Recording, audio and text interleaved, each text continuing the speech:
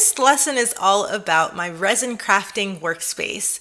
Here on this table, you're going to see some items that I use every time I'm crafting, but first I want to talk about what you really can't see in this picture. So number one is a well-ventilated room. You're dealing with a chemical compound, so you want to make sure that your room is well ventilated.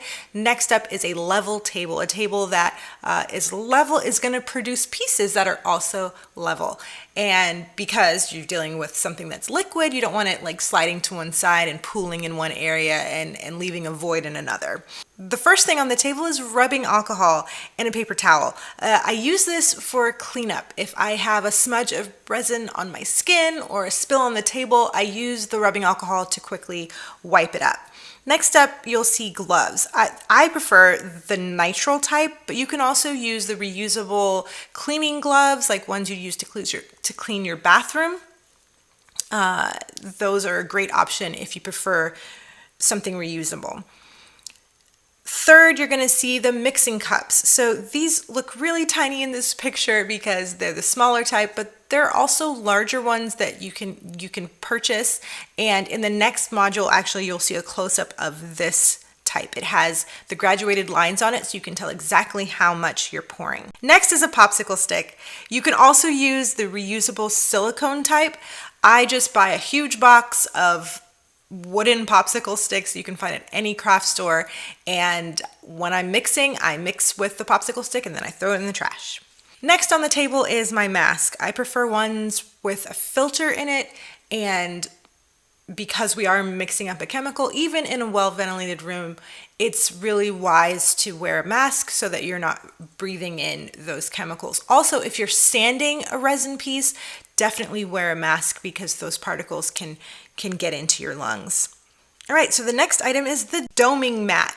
When you are pouring resin over a finished piece, you have to have a doming mat. It's kind of 3D, and you'll see more of it actually in the 5th module, but this is just an essential tool, especially if you're going to be glazing your pieces. Second to last is the silicone mat here, the green one, but under it is also a gray one. The green one is a smaller size, and obviously the gray one is a giant size. There is a size in between this, and it's the extra large.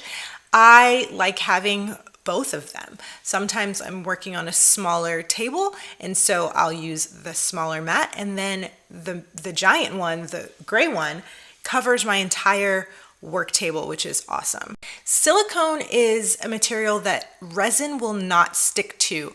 Once the resin is cured, you can just peel it right off. So you can find silicone mixing cups and stirring sticks, mats, and all kinds of things that are made of silicone and also molds. That way it'll just peel right off after it's cured. Last but not least is my heat gun. I use a heat gun to pop the surface air bubbles after I pour the resin. So before it's cured, when it's still in its liquid state, you'll sometimes see little air bubbles pop up to the top.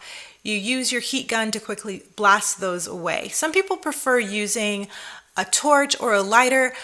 I don't really like that method because I found that sometimes the flame can actually melt certain types of molds. But with the heat gun, it's a lot safer and easier.